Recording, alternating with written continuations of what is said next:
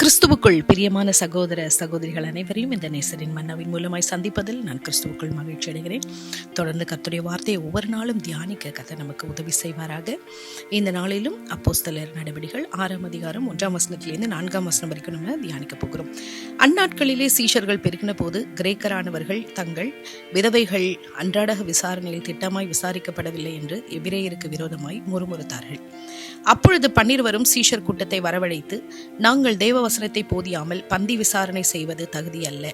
ஆதலால் சகோதரரே, பரிசுத்த ஆவியும் ஞானமும் நிறைந்து நற்சாட்சி பெற்றிருக்கிற 7 பேரை உங்களில் தெரிந்து கொள்ளுங்கள். அவர்களை இந்த வேலைக்காக ஏற்படுத்துவோம். நாங்களோ ஜெபம் பண்ணுவதிலும் தேவ வசனத்தை போதிக்கிற ஊழியத்திலும் இடைவிடாமல் தரித்திருப்போம் என்றார்கள்.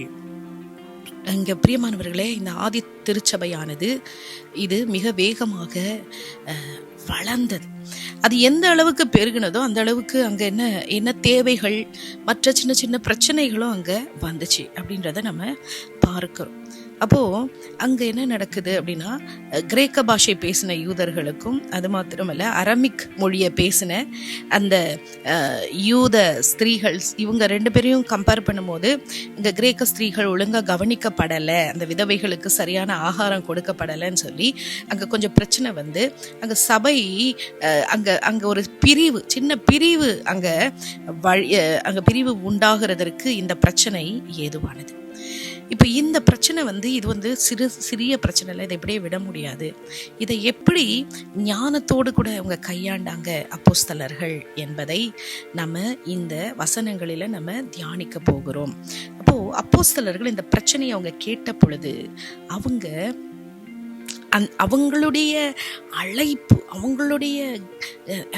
அவங்க எதற்காக தெரிந்து கொள்ளப்பட்டாங்களோ அதை அவங்க விட்டுட்டு, அதை கிவ் அப் பண்ணிட்டு அவங்க இந்த பந்தி விசாரிப்பு செய்யறதுல அவங்க இதுல நாட்டம் செலுத்துகிறது சரி அல்ல என்பதை அவங்க உணர்ந்தாங்க, அவங்க அறிந்திருந்தாங்க. அவங்களுடைய பிரதான அழைப்பு என்ன? ஜெபிக்கிறதும் கர்த்தருடைய வார்த்தையை கொடுக்கிறதும் தான். அப்போ அதே சமயத்துல இந்த பிரச்சனையை அவங்க இக்னோர் பண்ணலை, அதை அப்படியே அவாய்ட் பண்ணலை. ஆனா அவங்களுடைய ரோல் என்ன? அவங்க ஆவிக்குரிய ஒரு தலைமைத்துவத்துல நடத்தணும். மேற்பட்ட மற்ற காரியங்களை அவர்கள் அதுல கவனம் செலுத்தினாங்கன்னா அவங்க முக்கியமான அழைப்பை அவங்க என்ன பண்ணுவாங்க? தவற விட்டுருவாங்க. அப்ப அதை உணர்ந்தவர்கள் அவங்க சரியா என்ன பண்ணாங்க? இந்த வேலைக்காக அவர்கள் ஆவிக்குரிய நல்ல முதிர்ச்சியுள்ள அவங்க பெயர்களை, சில நபர்களை அவங்க தெரிந்தெடுக்கிறதுக்கு அவங்க முடிவு பண்ணாங்க. இந்த ஆவிக்குரிய தலைவர்களை எப்படி அவங்க தெரிந்தெடுத்தாங்க? அதுக்குரிய குவாலிஃபிகேஷன் என்னன்னு பார்த்தோம் அப்படின்னா, நல்ல சாட்சி உள்ளவர்கள், முழுவதுமாய் பரிசுத்த ஆவியினால நிறையப்பட்டு தேவ ஆவியினால நடத்தப்பட்டவர்களாக இருக்க வேண்டும். அது மாத்திரமல்ல, ஞானம் நிறைந்தவர்களாக இருக்க வேண்டும். அப்போ இதுல நமக்கு இந்த ஊழியத்துல நம்ம எந்த ஒரு வேலை செய்தாலும், சாதாரண ஒரு சின்ன வேலை செய்தாலும், இங்கு நமக்கு ஆவிக்குரிய குணாதிசயங்கள் ரொம்ப ரொம்ப முக்கியம். அது மாத்திரம் இல்ல, நம்மளுடைய சாட்சி ரொம்ப முக்கியம் என்பதை இங்கு நம்ம பார்க்கிறோம். அப்போ இங்க அப்போஸ்தலர்கள் எப்படிப்பட்டவர்களை தேர்ந்தெடுத்தாங்க? இந்த குணமுள்ளவர்களை, ஆவியில நிறைந்த பிள்ளைகளை, நல்ல தெய்வீக ஞானம் நிறைந்த பிள்ளைகளை அவங்க தெரிந்தெடுத்து இந்த வேலைக்காக அவர்களை ஏற்படுத்தினார்கள். இப்போ இன்னைக்கு நாம இந்த விஷயத்திலிருந்து கற்றுக்கொள்ளுகிற காரியம் என்ன அப்படின்னு பார்த்தோம்னா, சபை வளரும் போது, ஊழியங்கள் பெருகும் போது நம்ம அங்க சேலஞ்சஸ் கண்டிப்பாக இருக்கும் என்பதை நம்ம அறிந்து கொள்ள வேண்டும். அதை எப்படி நம்ம ஞானமா கையாள போறோம் என்பதுதான் முக்கியம். தெய்வீக உதவியோடு கூட, நம்ம தெய்வீக ஞானத்தோடு கூட அந்த பிரச்சனைகளை நம்ம என்ன செய்யணும்?